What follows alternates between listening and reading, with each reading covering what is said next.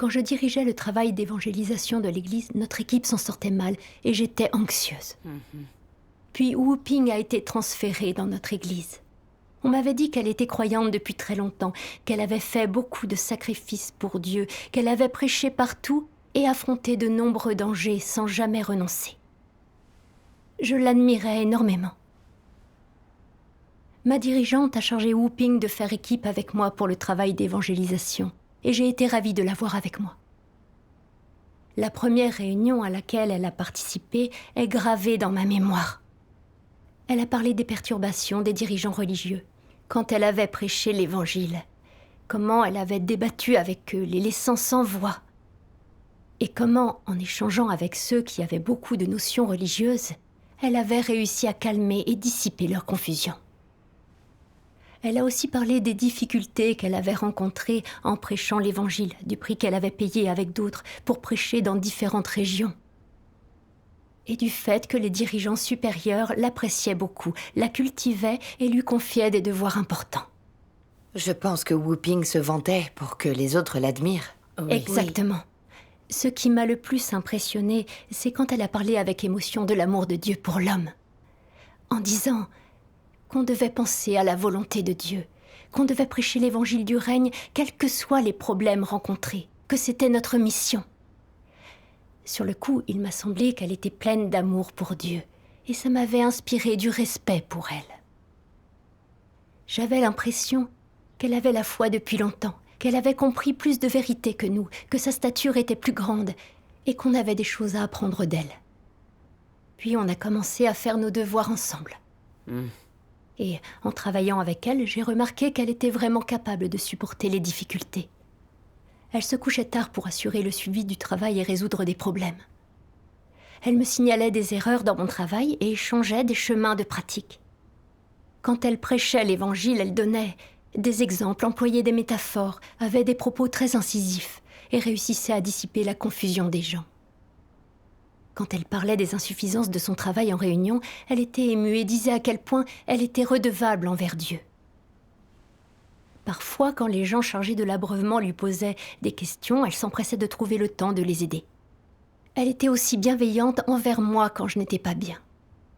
À cette époque, je l'ai appréciée de plus en plus. Plus tard, elle a été élue dirigeante d'église. J'ai eu l'impression qu'elle avait la réalité de la vérité. Et je l'ai encore plus admirée. Je la voyais continuellement courir un peu partout pour aider les frères et sœurs à résoudre au mieux leurs problèmes. Et j'avais l'impression qu'elle jouait un rôle très important dans l'église et qu'on n'aurait absolument pas pu se passer d'elle. Aussitôt que des problèmes surgissaient, j'allais la trouver pour échanger avec elle. Je notais avec hâte ses points de vue et ce qu'elle disait, puis je mettais en œuvre ce qu'elle avait suggéré sans tarder. J'imitais même certains de ses comportements. Par exemple, en la voyant veiller tard, j'ai pensé que c'était une manière de souffrir pour son devoir, et j'ai commencé à faire pareil. Parfois, il n'y avait aucune urgence et j'aurais pu aller me coucher tôt, mais je voyais Wu Ping veiller, alors j'en faisais autant. Je voyais qu'elle restait forte quand elle était traitée et qu'elle continuait à s'occuper de son devoir. Je pensais que c'était cela, avoir une stature et la réalité. Quand j'étais traitée, ça me perturbait beaucoup, et je voulais faire des dévotions et réfléchir. Mais, songeant au comportement de Wu Ping, je reprenais vite mon devoir, sans en profiter pour en apprendre sur moi-même. Je vivais dans un état de vénération et d'adoration de Wu Ping, sans la moindre conscience. Puis j'ai vécu des situations qui m'ont permis de gagner du discernement sur Wu Ping. Quand elle était dirigeante d'église, elle était active et ne s'épargnait aucun effort. Mais malheureusement, les difficultés se multipliaient dans notre travail. Et l'église voyait son efficacité diminuer petit à petit. Un jour, la diaconesse d'abreuvement, Sœur Yang, m'a dit qu'elle avait vu des problèmes dans le travail de Wu Ping. Celle-ci se chargeait de tout, sans permettre aux frères et sœurs de pratiquer, et elle ne cultivait pas les talents. Comme elle faisait le travail des diacres et des dirigeants d'équipe, personne n'avait l'occasion de pratiquer. Au fil du temps, tout le monde avait fini par se sentir inutile et par l'admirer beaucoup. L'atmosphère n'était pas saine. Non. Sœur Yang m'a dit qu'elle voulait suggérer à Wu-Ping de laisser plus d'occasions de pratiquer aux autres, afin qu'ils découvrent leurs lacunes et progressent plus rapidement. Pour qu'ils puissent aussi exploiter leurs talents, alors leur performance dans leurs devoirs s'améliorerait. L'idée de Sœur Yang m'a semblé excellente, alors je suis allée parler à Wu-Ping avec elle. À ma grande surprise, Wu-Ping a été très mécontente. Elle a fait la tête et n'a absolument pas été d'accord avec nous. Pourquoi ça? Elle a dit que les autres avaient beaucoup trop de problèmes et qu'il serait compliqué de les former. Il valait mieux qu'elle fasse les choses elle-même, c'était plus efficace. Elle a expliqué ça avec éloquence et je n'ai pas su quoi répondre. Mais quand j'y ai repensé ensuite, j'ai eu l'impression qu'elle n'avait pas bien géré les choses. On ne pouvait pas cultiver les gens comme ça. Les frères et sœurs ne seraient pas formés, on serait dépendant d'elles et le travail serait bâclé. Mais alors j'ai pensé qu'on ne comprenait vraiment pas la vérité. Qu'il ne servait à rien qu'on essaye de suivre son rythme, qu'on ne ferait que retarder le travail. Puisqu'elle comprenait mieux la vérité, il valait mieux qu'on la laisse s'occuper de tout. Alors, Wu-Ping a continué à être très active. Mais les problèmes ont perduré. Les frères et sœurs étaient très passifs et attendaient qu'elle résolve les problèmes. Beaucoup de gens étaient déprimés en permanence. Une dirigeante supérieure a découvert qu'il y avait beaucoup de problèmes dans notre église. Elle a rassemblé des évaluations portant sur Wu-Ping qui ont révélé qu'elle était très arrogante et tyrannique et qu'elle n'acceptait aucune suggestion. Elle était aussi suffisante, elle se vantait tout le temps et elle amenait les autres devant elle. Elle a été renvoyée immédiatement. La dirigeante a dit qu'on manquait de discernement et qu'on avait adulé Wu-Ping aveuglément. Elle nous a dit de chercher les principes de la vérité dans nos devoirs et de ne vénérer aucune personne. J'ai alors pris conscience que j'avais vécu tout ce temps dans l'adoration d'un être humain et n'avais pas eu une relation normale avec Dieu. Oui. J'ai pensé au 8e décret administratif. Les gens qui croient en Dieu doivent obéir à Dieu et l'adorer. N'exalte pas, n'admire pas qui que ce soit. Ne donne pas la première place à Dieu, la deuxième aux personnes que tu admires et la troisième à toi-même. Personne ne doit occuper une place dans ton cœur et tu ne dois pas considérer les gens, en particulier ceux que tu vénères, comme étant à égalité avec Dieu ou comme s'ils étaient ses égaux. C'est intolérable pour Dieu. Amen. Amen. Craignant d'avoir offensé le tempérament de Dieu, j'ai un peu pris peur. J'ai pensé à la manière dont j'avais admiré Wu-Ping depuis que je l'avais rencontrée, et dont je m'en étais remise à elle sans chercher les principes de la vérité. Je l'avais consultée et j'avais fait tout ce qu'elle suggérait. Je l'avais vraiment admirée et il n'y avait pas eu de place pour Dieu dans mon cœur. J'avais eu l'impression que notre travail n'aurait pas pu être accompli si elle n'avait pas été dans l'église. Comme si on avait pu se passer de la direction de Dieu et de la vérité, mais absolument pas d'elle. Étais-je vraiment croyante? N'était-ce pas juste vénérer et suivre une personne? Ça dégoûtait profondément Dieu. Il n'était pas étonnant que je n'ai pas obtenu l'œuvre du Saint-Esprit et que je n'ai fait aucun progrès après tant de temps. Voulant changer d'état et arrêter d'adorer des êtres humains, j'ai prié Dieu. Après ça, il s'est passé des choses qui m'ont bien montré le vrai visage de Wu-Ping. Après avoir été renvoyée, bien consciente que beaucoup de personnes l'adoraient, elle ne s'est toujours pas analysée dans les réunions et n'a rien appris sur elle-même. Elle a agi comme si tout était injuste et dit qu'elle admirait sa partenaire, Sœur Chu, et écoutait tout ce qu'elle disait. Elle n'acceptait pas la vérité et se déchargeait de sa responsabilité. C'est ça. J'ai été extrêmement choquée de l'avoir reporté la faute sur Sœur Chu comme ça. Je me suis dit que la dirigeante avait clairement révélé et analysé ses problèmes. Alors pourquoi Wu-Ping n'assumait-elle pas sa responsabilité? C'était un signe de refus de la vérité. Oui. Plus tard, la dirigeante l'a de nouveau chargée de faire équipe avec moi. Même si je n'admirais plus autant Wu-Ping, j'ai quand même été ravie. Et je pensais encore que Wu-Ping me surpassait. Mais quand on a retravaillé ensemble après ça, elle n'a plus été aussi facile à vivre et abordable qu'avant. Elle était tendue.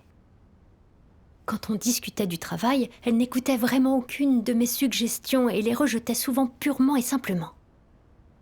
Elle m'a évité plusieurs fois pour aller discuter avec la sœur avec laquelle elle travaillait avant. Je me sentais vraiment rejetée. J'avais l'impression d'être complètement inutile. Pendant un moment, nous n'avons obtenu aucun résultat dans notre devoir. Alors, je suis allée la voir pour lui parler de nos problèmes de coordination. Elle n'a rien accepté, se trouvant irréprochable, ce qui m'a abasourdie. Elle m'a simplement répondu « Ne m'en veux pas d'être directe. Je n'ai pas l'habitude de ton travail. Je n'ai pas aimé ta manière de travailler et ça m'a stressée. » Ça m'a vraiment déprimée de l'entendre dire ça, et j'ai eu le sentiment de la gêner. Quand la dirigeante a été informée de ses problèmes, elle a traité Wu Ping parce que celle-ci était arrogante. Puis, dans une réunion, Wu Ping a dit qu'être traitée était l'amour de Dieu et elle a pleuré, disant qu'elle avait une dette envers Dieu parce qu'elle avait mal fait son devoir. Elle a donné l'impression de bien se connaître. Mais dans nos interactions personnelles, elle exprimait sa négativité en disant qu'elle était fichue et qu'elle ne voulait plus faire son devoir. Elle n'écoutait aucun de mes échanges. En particulier quand la dirigeante a dit que des frères et sœurs avaient progressé et avaient réussi dans leurs devoirs, ça l'a déprimée. Wu Ping a pensé que la dirigeante les estimait plus qu'elle. Quand on était seul, elle me demandait constamment si les autres se moquaient d'elle. Je me sentais très ennuyée à chaque fois qu'on abordait cette discussion. Je voyais qu'elle était déprimée, qu'elle n'allait pas bien. Mais elle continuait de faire semblant d'être forte dans les réunions, d'accepter la vérité et de se préoccuper de la volonté de Dieu. Ça me paraissait franchement épuisant. Je me demandais si c'était bien la personne que j'avais tant adorée. Elle n'avait pas l'air d'avoir la réalité de la vérité. Elle était obsédée par la renommée et n'acceptait pas la vérité. Elle préférait jouer la comédie au lieu d'apprendre quelque chose sur elle-même. Elle n'allait pas bien. Oui. Son état n'a pas cessé de se détériorer. La dirigeante a échangé avec elle plusieurs fois. Wu Ping a eu l'air de l'accepter, mais elle n'a absolument pas changé. Elle haïssait même les autres et leur jetait des regards meurtriers. La dirigeante l'a traitée et a exposé ses problèmes. Mais Wu Ping ne pouvait pas s'empêcher de rejeter toutes les fautes sur Dieu. Elle haïssait Dieu et le blâmait dans son cœur. J'ai compris qu'elle avait une nature méchante, qu'elle haïssait Dieu et la vérité. C'était un démon, un antéchrist. Oui, tout à fait. Puis elle n'a plus été autorisée à vivre une vie d'église ni à accomplir des devoirs. Après son départ, j'ai été perturbée pendant un certain temps. Je me demandais pourquoi je l'avais autant vénérée au point de vouloir être comme elle et de faire tout ce qu'elle me suggérait. À chaque fois que je rencontrais quelqu'un qui s'exprimait bien, qui était capable de souffrir et de se dépenser à fond pour Dieu, qui avait été arrêté et torturé sans jamais trahir Dieu, je l'adorais véritablement. Pourquoi vénérais-je autant ces gens? Par quelle idéologie étais-je gouvernée? J'ai lu 2 passages de la parole de Dieu. Regardons la vidéo de leur lecture. D'accord. Dieu Tout-Puissant dit : certaines gens peuvent endurer des difficultés. Ils peuvent payer le prix. Leur comportement extérieur est très bon. Ils sont assez bien respectés et ils jouissent de l'admiration de tous. Diriez-vous que ce genre de comportement extérieur peut être considéré comme une pratique de la vérité? Pourrait-on déterminer que de tels gens satisfont la volonté de Dieu?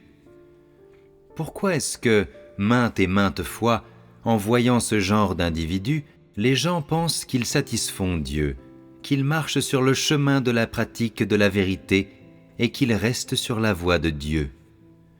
Pourquoi certaines gens pensent-ils de cette façon? Il n'y a qu'une seule explication. Quelle est cette explication? La voici. Pour un grand nombre de personnes, certaines questions comme ce que signifie mettre la vérité en pratique, ce que signifie satisfaire Dieu et vraiment posséder la réalité de la vérité, ne sont pas très claires.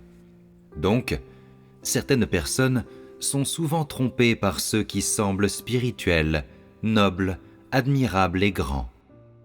Quant aux personnes qui peuvent parler de lettres et de doctrine avec éloquence, et dont le discours et les actions semblent dignes d'admiration, ceux qu'ils trompent ne se sont jamais arrêtés à l'essence de leurs actions, aux principes qui fondent leurs actes, au but qu'elles poursuivent. En outre, ils n'ont jamais cherché à savoir si ces personnes se soumettent vraiment à Dieu, n'ont jamais déterminé non plus si, oui ou non, elles craignent Dieu et s'éloignent du mal authentiquement. Ils n'ont jamais discerné l'essence de l'humanité de ces personnes. Au contraire, depuis le moment de la première rencontre avec elles, peu à peu, ils en viennent à admirer ces personnes, à les vénérer, et à la fin, ces personnes deviennent leurs idoles. De plus, dans la pensée de certaines gens, ces idoles qu'ils adorent et qui, selon eux, peuvent abandonner leur famille et leur emploi, qui semblent en surface pouvoir payer le prix, sont les personnes qui satisfont vraiment Dieu, qui peuvent vraiment recevoir une bonne fin et une bonne destination. Dans leur pensée, ces idoles sont les personnes que Dieu loue. Une seule cause fondamentale porte ces gens à agir dans l'ignorance, à adopter des points de vue ignorants ou des opinions et des pratiques unilatérales. Je vous en fais part aujourd'hui. La raison est la suivante. Bien que les gens suivent Dieu, le prient tous les jours et lisent ses déclarations chaque jour, ils ne comprennent pas réellement sa volonté. C'est la racine du problème. Si une personne comprenait le cœur de Dieu et savait ce qu'il aime, ce qu'il déteste, ce qu'il veut, ce qu'il rejette, quel genre de personne il aime, quel genre de personne il n'aime pas, quel genre de normes il applique à ses exigences à l'égard de l'homme, quel genre d'approche il emprunte pour perfectionner l'homme, cette personne pourrait-elle encore avoir ses opinions personnelles? De tels gens pourraient-ils simplement se mettre à adorer quelqu'un d'autre? Un humain ordinaire pourrait-il devenir son idole? Les gens qui comprennent la volonté de Dieu auront un point de vue un peu plus rationnel que cela. Ils ne vont pas idolâtrer arbitrairement une personne corrompue, ni ne croiront, en marchant sur le chemin de la mise en pratique de la vérité, que l'adhésion aveugle à quelques simples règles ou principes équivaut à mettre la vérité en pratique. Amen. Ces paroles de Dieu ont touché juste. J'ai compris que j'avais eu un point de vue erroné dans ma foi pendant des années. J'avais cru qu'être un croyant de longue date, payer un prix avec enthousiasme et travailler beaucoup, c'était pratiquer la vérité et avoir la réalité de la vérité. J'avais pensé qu'agir ainsi apportait de la joie à Dieu et permettait de s'implanter dans sa maison. Dans mes interactions avec Wu Ping, en voyant qu'elle croyait en Dieu depuis des années et qu'elle avait fait des sacrifices, qu'elle avait beaucoup souffert pour prêcher l'Évangile et qu'elle était très éloquente dans son échange, j'avais été éblouie par son prestige et son comportement impressionnant, et je m'étais mise à la vénérer. J'ai enfin compris que j'avais été stupide et ignorante, et que ma perspective était complètement absurde. Oui. Les sacrifices qu'on fait et la souffrance qu'on endure dans notre devoir sont de bons comportements superficiels. Ça ne veut pas dire qu'on a une bonne humanité, ni qu'on a la réalité de la vérité. Wu Ping avait été croyante déjà pendant plus de 20 ans. Elle avait fait des sacrifices et parlait bien. Mais elle se servait de ces choses comme d'un capital personnel, se vantant constamment et amenant les gens devant elle. Elle était tout à fait incapable d'accepter et de pratiquer la vérité. Quels que soient les critiques et les échecs qu'elle essuyait, elle ne réfléchissait pas sur elle-même et ne se repentait jamais. Quand elle était appréciée et avait un statut, elle avait de l'énergie pour son devoir. Elle pouvait y consacrer tout son temps. Mais quand elle avait été renvoyée, elle avait perdu toute motivation. Elle se plaignait tout le temps et évacuait secrètement la négativité. Mais elle avait dit qu'elle avait une dette envers Dieu et semblait vraiment repentante, faisant croire qu'elle se souciait de la volonté de Dieu, qu'elle avait une stature et la réalité afin que tout le monde l'admire. Après avoir été émondée et traitée, elle avait dit que c'était l'amour de Dieu, mais elle avait blâmé et haï Dieu en secret.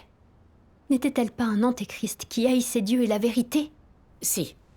Quel que soit le nombre de ses années de foi, Si quelqu'un est Dieu et la vérité, quand il est confronté à quelque chose qui lui déplaît, c'est un antéchrist. C'est vrai.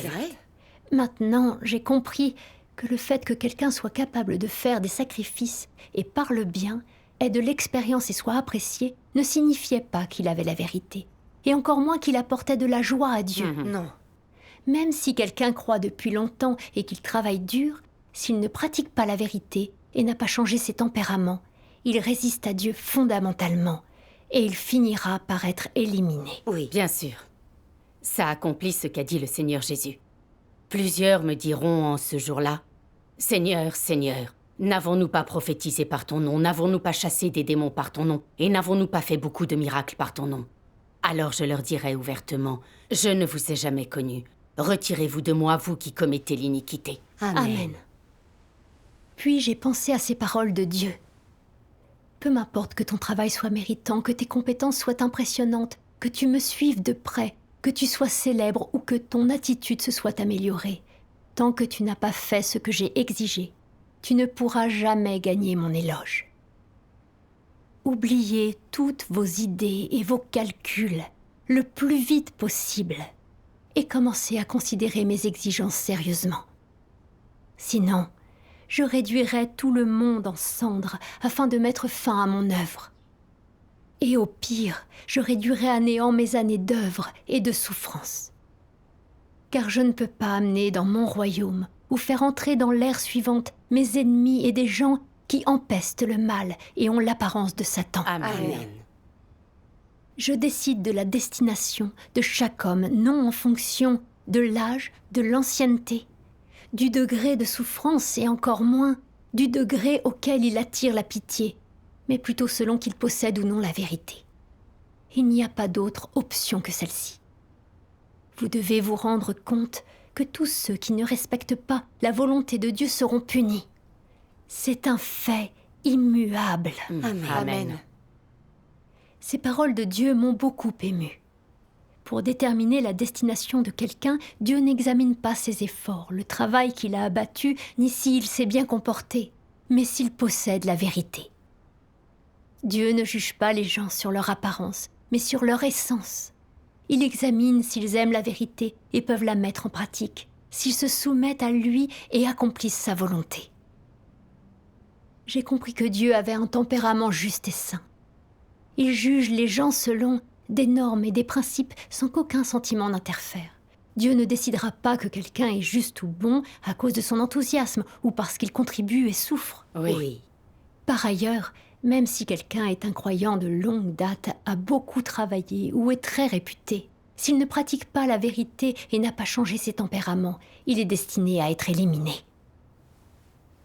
Quand j'ai compris ça, j'ai vu à quel point j'étais ignorante et pathétique. Je n'avais pas cherché la vérité ni compris la volonté de Dieu. Ma foi n'était basée que sur des notions, et je n'avais pas cessé de vénérer des gens. J'ai vu à quel point j'étais aveugle et stupide. Plus tard, j'ai lu ce passage des paroles de Dieu. Dieu dit « Dans toute l'humanité, il n'y a personne qui puisse servir de modèle pour les autres, parce que les hommes semblables présentent peu de traits pour les distinguer les uns des autres. C'est pourquoi les hommes restent incapables de connaître pleinement mes œuvres. Quand mon châtiment descendra sur l'humanité, alors seulement les hommes se rendront compte à leur insu de mes œuvres. Et sans que je ne fasse quoi que ce soit ou que je ne contraigne personne, les hommes finiront par me connaître et ainsi témoigneront de mes œuvres. Tel est mon plan, c'est l'aspect de mes œuvres qui est manifesté et c'est ce que l'homme doit connaître. Amen. Ces paroles de Dieu sont très claires. Oui. Les gens sont corrompus par Satan et nous avons une essence satanique. Nous ne manifestons qu'un tempérament satanique. Aucun de nous ne mérite d'être vénéré. Si je l'avais compris plus tôt, je n'aurais pas vénéré ou idolâtré qui que ce soit. C'est sûr. J'ai été renvoyée peu de temps après parce que je n'arrivais à rien dans mon devoir. À ce moment-là, j'ai beaucoup réfléchi et je me suis demandé pourquoi j'avais échoué. J'ai pensé à la manière dont j'avais été coincée dans un état de vénération de Whooping. Parce qu'elle avait la foi depuis longtemps, qu'elle avait prêché l'Évangile, qu'elle avait beaucoup souffert et accumulé de l'expérience, j'avais pensé qu'elle devait avoir la réalité. Par conséquent, j'avais toujours essayé d'imiter son comportement. Et je lui avais posé toutes mes questions. Quoi qu'elle dise, je l'avais acceptée sans réfléchir et j'avais fait tout ce qu'elle suggérait. Dieu n'avait pas de place dans mon cœur. Je n'avais pas cherché la vérité quand j'avais eu des problèmes et j'avais manqué de principe. J'avais juste écouté Wu Ping. J'avais suivi un être humain au lieu de suivre Dieu. Oui. C'est exactement comme Dieu le dit. Page 1341. D'accord. Ce que tu admires, ce n'est pas l'humilité de Christ, mais ces faux bergers de grande réputation.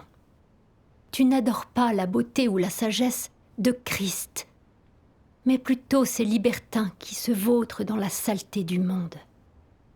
Tu ris de la douleur de Christ qui n'a pas de place où reposer sa tête, mais tu admires ces cadavres qui courent après des offrandes et vivent dans la débauche.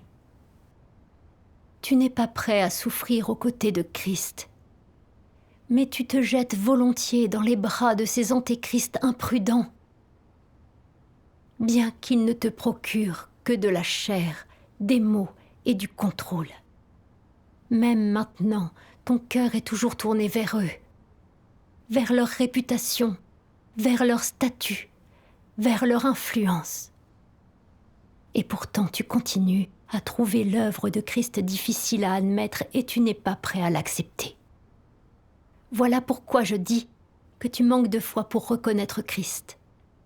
La raison pour laquelle tu l'as suivi jusqu'à ce jour, c'est que tu n'avais pas d'autre option. Une série d'images sublimes domine à jamais dans ton cœur. Tu ne peux pas oublier toutes leurs paroles et actions, ni leurs paroles et leurs mains influentes.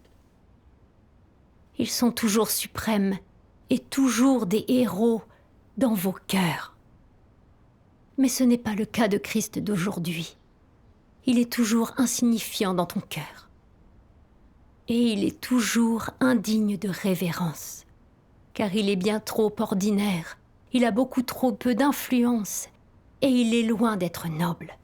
Amen. Amen. Amen. Ces paroles de Dieu ont révélé mon véritable état. J'ai repensé à mes années de foi. J'avais juste adulé les gens qui avaient un calibre et des dons autour de moi, ceux qui étaient soutenus et appréciés. J'avais considéré leurs paroles et leurs actes comme des choses à imiter, sans jamais chercher la volonté de Dieu, ni me demander si cela s'accordait avec les principes de la vérité. J'avais vénéré les gens aveuglément, et même voulu être comme eux. J'avais toujours été sur le mauvais chemin, voulant souffrir et travailler le plus possible. Dans mon devoir, j'avais compté sur le calibre et l'expérience, sans jamais me concentrer sur la recherche de la vérité ou sur mon entrée dans la vie. Alors je n'avais pas appris beaucoup de vérité et ma vie en avait pâti. Oui. J'ai senti à quel point j'avais été ignorante.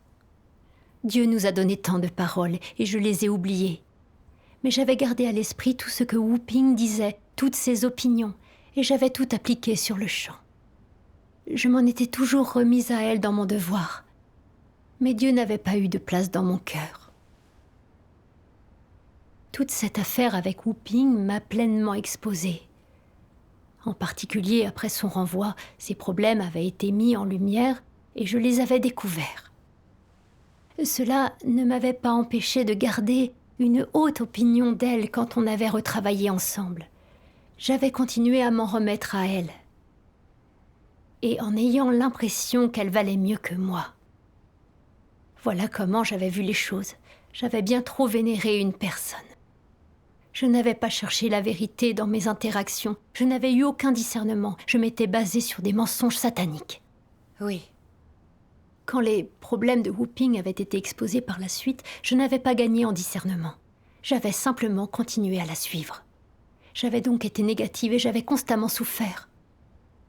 Je l'avais véritablement mérité.